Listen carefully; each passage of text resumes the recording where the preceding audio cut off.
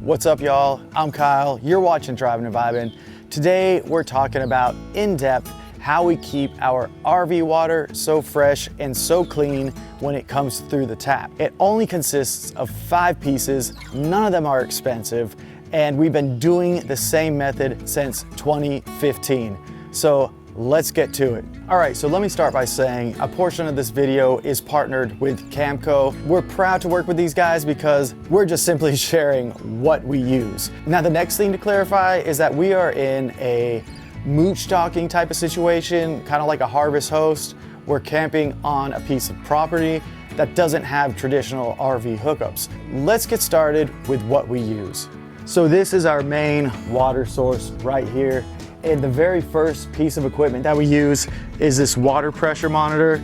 It will make sure we're not getting too much pressure to the RV, but also it lets us know if we're getting low pressure. So it's at 0 right now. Once we turn the system on, this little bar will go up and then we'll get a reading of how much pressure is in these pipes, because we don't want to damage our internal plumbing in the RV with too much pressure. So the next important piece that connects to the water pressure monitor is this flexible hose. We always prefer using flexible hosing because it doesn't kink easily. It is super maneuverable for storage in the RV. Basically so much better than a garden hose. And this is a drinking water hose, so it's up to the standards. First, that goes before the filter, but attaches directly to it, is this Taste Pure large sediment filter. This just does as it's called, removes any large sediment before it reaches the filter, allowing the filter to work better and last longer. So that's why we like to use this additional piece at the beginning of the actual Taste Pure filter. And I'm sure you recognize very well the Taste Pure filter. It's what I've seen at least 70% of campers use along the way. Let's see, get my eyes out the way, there you go. Taste Pure. It looks the same as what you're used to. But the one thing to make sure of is that you don't buy a knockoff brand of this. That's because they don't have the same technology that's built into this 6-step Taste Pure water filter filtration method. This thing's inexpensive anyways, so don't try to save a few bucks to buy a knockoff version of what would look like the Camco filter with this blue color on it. Make sure it says Camco Taste Pure. You'll spend probably $4 more on this one, but I promise you it's better than a cheap Chinese knockoff. So we're gonna secure these 2 pieces to each other first. It's not very difficult to do. I'll take it up to the camera. Basically, we're just screwing this in here until it's tight. I can get it pretty tight, but not too tight. All right, that's pretty good. So there you have it. It just screws directly on Taste Pure, and it makes it a little bit longer, but not too much. And then we're gonna obviously wanna put this into the hose.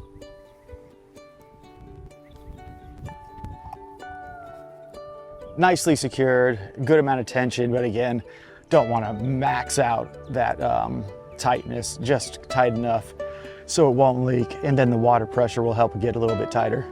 All right, nice and tight, end to end. We have the flexible hose, the Taste Pure large sediment filter, and then the new Taste Pure regular filter. I screwed the end of this on though, but I forgot. I need to rinse this out first. So always rinse out the hose first. I'm gonna show you why. It's because a lot of the filtration charcoal will come through before you need to hook it up directly to your water system. So we're just letting it rinse out for 30 seconds or so, making sure that all of the loose charcoal gets out of here before we put it in our system. And it looks like all of that charcoal sediment has now flushed out. So I'll turn the water off and reconnect the hose.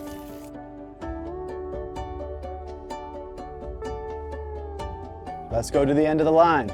All right, guys, so this is the end of the line for us. It's where the freshwater hose comes into the RV. Comes in right here, but you'll see what we used before that is a little 90-degree elbow. We always carry that around with us.